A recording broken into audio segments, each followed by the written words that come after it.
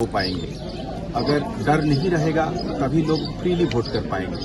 अगर खौफ नहीं रहेगा तो बंदा इलेक्शन में खड़ा होने का जरूरत करेगा नहीं। तो अगर खौफ रहेगा चाहे किसी भी साइड से, फिर आम आदमी जैसे आप हैं, मैं हूँ, मतलब मैं अपने को इसलिए कह रहा हूँ कि कल जब मैं वर्दी से बाहर चला जाऊंगा या कहीं जहाँ पे मैं यहाँ डीजी हूँ जहाँ नहीं हूँ वहाँ पे तो मैं एक आम नागरिक हूँ। कल अगर मैं जरूरत करूंगा कि मैं भी इलेक्शन लड़ूं या वोट डालूं तो उसके लिए एक बगैर खौफ वाली एक माहौल बननी चाहिए। उस माहौल को कैसे हम बरकरार रखना चाहेंगे, उसके लिए हमें इस चीज़ की फिक्र है और हम उसको मेंटेन करने के लिए कभी कभी हमें उस चीज़ को लेकर पत्थर भी पड़ते हैं, पर हमें इस चीज़ की एहसास है कि चीज़ों को दुरुस्त रखने के लिए, सड़क को शांत रखने के लिए, एक बेखौफ माहौल को बनाने के लिए हमें कुछ लोगों के खिलाफ कार्रवाई करनी पड़ती है। Sir, any message to the masses? Sir, any message to the masses and the police down the lines?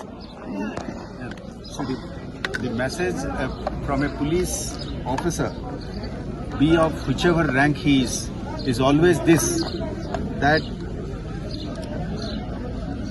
please accept this. We have to be tough against some people. Police by definition is law enforcement.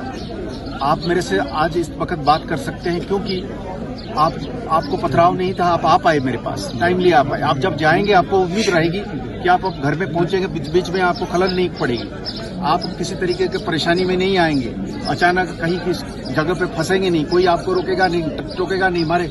तो उस माहौल को बनाने के लिए हमको कुछ लोगों के खिलाफ कार्रवाई करनी पड़ती है। सर, वो कार्रवाई जब हम करते हैं, हम इस बात का भी एहसास रखना चाहते हैं कि हम ट्रैफिक एक्सीडेंट को मर्डर नहीं बनाना चाहते। जिसका जो गुनाह बनता है उसी गुनाह के हिसाब से हम चलना चाहते हैं, पर हम लॉ एनफोर्समेंट एजेंसी होने के नाते लॉ को तो एनफोर्स करेंगे ही। तो इसमें हमें मदद चाहिए, इसमें लोगों का पूरा सपोर्ट चाहिए और लोगों का पूरा सपोर्ट मिल भी रहा है हमें, इस बात का भी हमें एहसास है। जी sir, recently top commander LET का यहाँ मारा गया पुलवामा में, तो अब क्या है मिलिटेंसी का ग्राफ क्या है एक्चुअल इन कश्मीर में खासकर?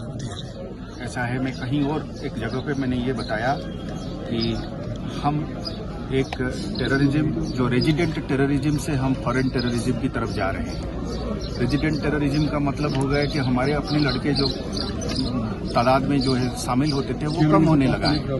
हमारी ये कोशिश रही है कि कम्युनिटी के साथ मिलकर हम ये पहले तय करें कि कोई इनमें दाखिल ना हो, तो कोई किसी माँ की, किसी बहन की, किसी भाई जो है या बेटा या खामद जो है इसमें शामिल न हो, उसकी जान बची रहे।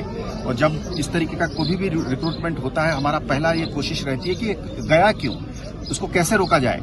तो उस जो कोशिश है उसकी वजह से आज आप देखेंगे कि तादाद में कम हो गया है। जब तादाद कम हो गया है तो जानें बच रही है, जब जानें बच रही हैं तो घर आबाद रह रहा है, जब घर आबाद रह रहा है तो वायलेंस कम हो रहा है। हम ये चाहेंगे कि ये किसी की घर न टूटे, कहीं पे भी किसी के घर के आंगन में कोई भी किस्म की बातमदारी न हो।